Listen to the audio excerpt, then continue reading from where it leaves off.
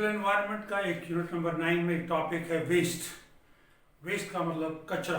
कचरा मीन्स अपशिष्ट।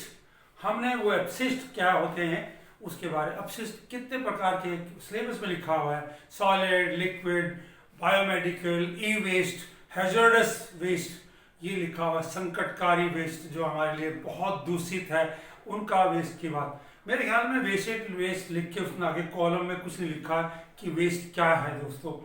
Waste syllabus में लिखा वेस्ट ब्रैकेट में सॉलिड, लिक्विड, बायोमेडिकल, हैजर्डस और ई वेस्ट। आगे उसने कॉलम करके ये नहीं बताया कि क्या वेस्ट, क्यों, क्या क्या। मेरा मतलब है कि वेस्ट क्यों होते हैं, किस लिए ज़रूरी हैं, आज जनजीवन के लिए कितना ये हानिकारक है, हमें क्या करना चाहिए, इसका मैनेजमेंट कैसे करना चाहिए। ये है मेरा इसका सवाल है कि किस प्रकार का ये सॉलिड का मैनेजमेंट कैसे होना चाहिए। हमारा आज शहरीकरण ने, हमारे आर्थिक विकास ने, हमारे औद्योगिकरण ने, हमारे एक जो हमारा अर्बनाइजेशन है, शहरीकरण है, इकट्ठा कर दिया है। हमने मूलभूत सुविधाओं को ध्यान नहीं दिया। हमने किस प्रकार इसको मैनेज करना। गांव में बिल्कुल सिंपल था, वो उनका एक वेस्ट, घर का वेस्ट एक जगह डालते थे, उसे कूड़ी कहते थे, मुझे पता छोड़। वहाँ पर खाद था, उस खाद का इस्तेमाल करते थे।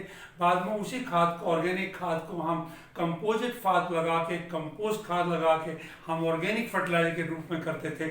जो हमारे केमिकल फर्टिलाइजर आज हैं, उससे पहले, आज से 50-60 साल पहले, 70 के दशक से पहले हम कंपोजिट खाद ही इस्तेमाल करते थे दोस्तों। हमारे जो बुजुर्ग थे, हमारे जो पुरानी पीढ़ी थी, वो बहुत समझदार थी। उसको कहा किस प्रकार से इनको मैनेज किया जाए, पूरा ज्ञान था। दुर्भाग्य आज के आर्थिक विकास ने हमारे को आज सोचने मजबूर कर दिया कि इस प्रकार का ये इतने 800 टन जैसे मान लो फरीदाबाद से निकलता है, उसका प्रबंधन कैसे किया जाए, ये इम्पोर्टेंट है आज किस प्रकार के। एक सवाल ये, WHO ने कहा कि 22% जो डिजीज की जो जॉन्डिस है, आपका मलेरिया है, डेंगू है, चिकनगुनिया है, ये वाली चीज़ें सारी जो चीज़ों का एक जो काम है वो सॉलिड वेस्ट का है। हमारे वेस्ट जो है, जो वेस्ट है, चाहे सॉलिड है, लिक्विड, जो वेस्ट बाहर रखें, बाहर डाल देंगे, कचरा बाहर डाल देंगे, कचरे में से बदबू आएगी, मीथेन गैस आएगी, कार्बन डाइऑक्साइड आएगी, ग्लोबल वार्मिंग को ये ग्रीन हाउस गैसेस बढ़ाएंगी। और जो भी माइक्रो बैक्टीरिया हैं जो नहीं होने थे, पैथोजन हैं, वो सारे के सारे हमारे हानिकारक हमारे शरीर में पहुंचेंगे दोस्तों। कैंसर तक की बातें यहाँ हम कहें तो ये एक सॉलिड वेस्ट के कारण ही होती है। आइए हमारे सॉलिड वेस्ट को हम कैसे करें, व्हाट इज द मैनेजमेंट, कैसे करें। सवाल में मैनेजमेंट पूछा है तो कैसे किया जाए। मान लो कंपोस्ट खाद किया जाता है, पायरोलिसिस किया जाता है, पायरोलिसिस किया जाएगा, पायरोलाइसिस, और हमारा जो है हम कैसे इसको मैनेज करते हैं, ये हम बात करेंगे। मेरा पहला काम है कि पहले ठोस अपशिष्ट प्रबंधन की बात करूं तो पहले हमने उसको एक जगह से कलेक्ट करना होगा। ये कोई भी आदमी जो हमारे रैग पिकर्स हैं, जो या कोई कूड़े वाला लेने वाला है, या कोई मशीन है, या कोई दिल्ली जैसे कोई सरकार ने कोई कर रखा है, पहले कलेक्शन होगा। कलेक्शन के करने के टाइम के बाद हम उनको अलग अलग करेंगे। उनको हम कलेक्शन के बाद शॉर्टिंग करेंगे। शॉर्टिंग कैसे होगी, व्हाट विल बी शॉर्टिंग, हम उसके बाद उसकी शॉर्टिंग करेंगे। शॉर्टिंग का मतलब है कि उनको अलग अलग करेंगे। पहला एक अलग है, उसका नाम है ऑर्गेनिक वेस्ट। हम बता दें आपको कि जो भी ऑर्गेनिक वेस्ट, कार्बनिक वेस्ट होते हैं, ये एक बता दें कि वेस्ट जो है दो प्रकार के होते हैं। एक बायोडिग्रेडेबल, जिसको हम उसको बायोडिग्रेडेबल वो है जिसको अलग से जो माइक्रोब्स हैं उसको तोड़ सकते हैं, कुछ छोटे छोटे टुकड़े कर सकते हैं। जैसे कि मैं गीली रोटी को लूँ, उसको हम डाल देंगे तो वो धीरे पानी में डाल देंगे, वो टूट जाएगी। कई हमारे प्लास्टिक है, वो बहुत टाइम लेगी, इसको वो डिग्रेडेबल है, बहुत मुश्किल से होता है, वो निकलता है, टूटता है तो कई सालों के बाद टूटता है। ये बायोडिग्रेडेबल नहीं है। बायोडिग्रेडेबल ऑर्गेनिक जो है उसको छांटेंगे हम फिर छाटेंगे हम। दूसरा हमारा हैजर्डस कौन सा है, हैजर्डस जो कि हमारे लिए बहुत है। हैजर्डस का मतलब है जो ई वेस्ट है हमारे, हैजर्ड वेस्ट जो हमारा, जिसमें कि हमारे इंडस्ट्रीज से निकलता है, हमारा डोमेस्टिक कचरा होता है, उसमें भी प्लास्टिक होता है, उसमें भी एल्यूमिनियम होता है, उसमें मेटल होता है। लेकिन इंडस्ट्रीज के अंदर मर्करी बेस्ड होता है, हैवी मेटल होते हैं, ये हैवी मेटल होते हैं, इसके अंदर हैवी मेटल होते हैं जो कि हमारे लिए बहुत हानिकारक हैं, इसलिए इसको हानिकारक कहा गया। हमारे पास कई ऐसे होते हैं इनर्ट मटेरियल होते हैं जो ई वेस्ट हैं, केडीएम है, जो हमारे ऐसे हैं जैसे कि नियॉन है, या हमारा CFL का जो हमारा ये बल्ब है, ये मरकरी बेस्ड हैं। तो इस प्रकार के जो इनर्ट वाले हैं, ये वाले जो किसी टूटते नहीं है, किसी से रिएक्ट नहीं करते, इनर्ट मटेरियल जो कन्वर्ट नहीं होते, वो इनर्ट वाले हमारे पास है। और तीसरा हमारा जो है जो रिसाइकलिंग के लिए काम आ सकता है, रिसाइकलिंग की बात करेंगे, यहाँ बात करेंगे। सॉलिड वेस्ट मैनेजमेंट जो हमारा है, ठोस अपशिष्ट प्रबंधन है, उसके ऑर्गेनिक वेस्ट, हर जगह ये वाला। ये पहले बात, ये जो हमारे ये दोनों हैं इनर्ट वाले गैसेस हैं, इनर्ट वाले हैं, इन दोनों केस में इनका सिंपल सा काम है, सिक्योर लैंडफिल कर दो, इसको हम जमीन के अंदर दबा दो, कोई काम नहीं। एक पहला टॉपिक, पहला है मेथड कि सॉलिड मैनेजमेंट का पहला मेथड है सैनिटरी सैंड फिल, उनको लैंडफिल में दबा दो, ऐसे जो हमारे हैं उनको लैंडफिल कर दो, नंबर 1। नंबर 2, हमारे पास ऑर्गेनिक मटेरियल हैं जो बायोडिग्रेडेबल हैं, उनको क्या करेंगे, हमारा एक तो हमारे पास होता है, हम उनको वेस्ट को हम यहाँ पर सैनिटरी लैंडफिल में डाल देंगे। सैनिटरी लैंडफिल एक हमारा सैनिटरी लैंडफिल।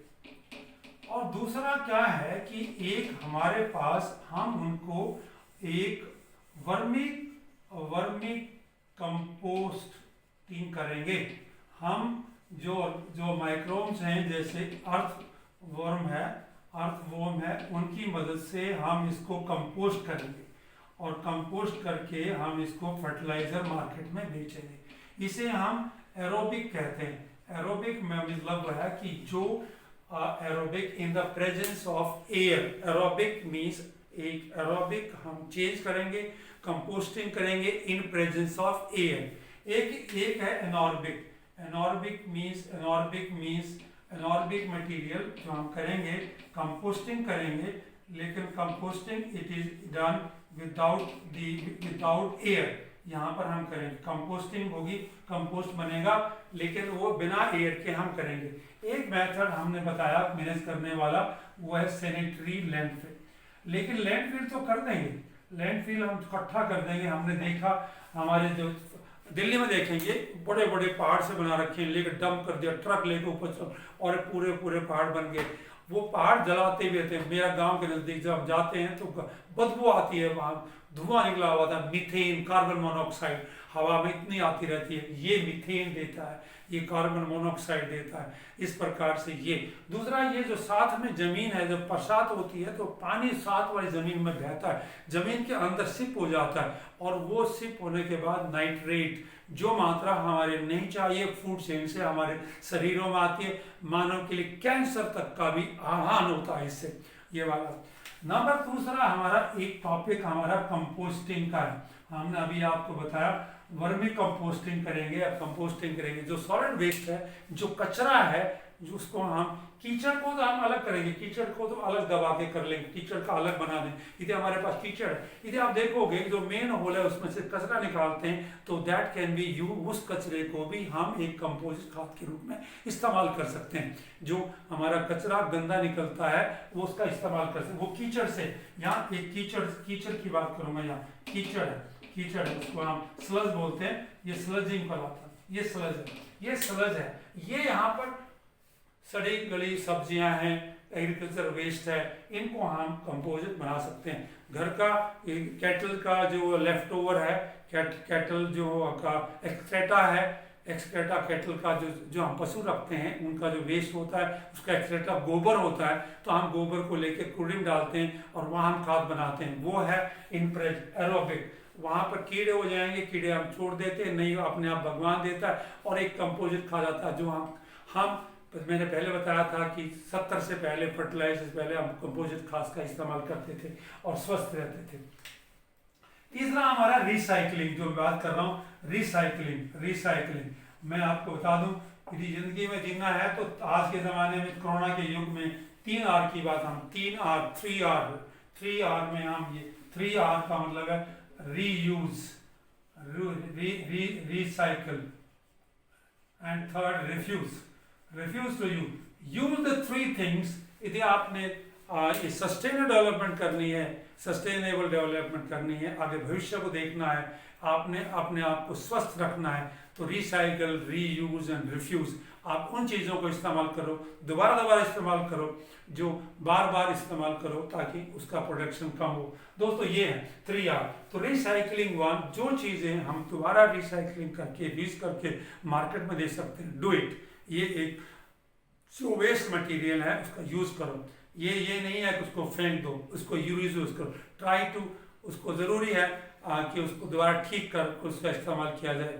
पजामे को जो है ठीक करके उसको एक सब्जी का बैग बना दिया जाए, कोई प्रॉब्लम नहीं है, उसको फेंको मत। This is reusing the thing. यहाँ पर एक हमारा दो तरीके जो हमारे यूज करते हैं, इंसिनरेशन, इसको भस्मीकरण बोलते हैं। भस्मीकरण क्या होता है, हम इस सॉलिड वेस्ट को एयर की प्रेजेंस में इसको हम जलाते हैं, जलन करते हैं, दहन करते हैं, और दहन करके उसको हम इकट्ठा कर देते हैं। 80% हम उसको जला के कंपैक्ट कर देते हैं, 20% रह जाता है।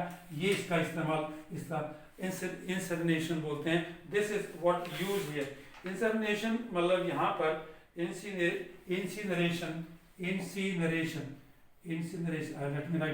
इंसिनरेशन मतलब भस्मीकरण कहेंगे।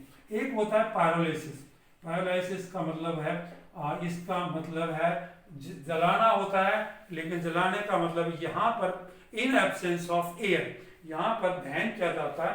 इसे हम ताप विघटन कहते हैं, विघटन कहा जाता है। ये पैरालिसिस कब होता है, ये हम उसको 360 से अबाउट डिग्री पर उसको जलाते हैं in the absence of air, और उसको जला के सॉलिड को हम कन्वर्ट करते हैं लिक्विड में, और लिक्विड से हम गैस में, और जो कुछ बच जाता है लिक्विड उसको हम यूज करते हैं खाद के लिए।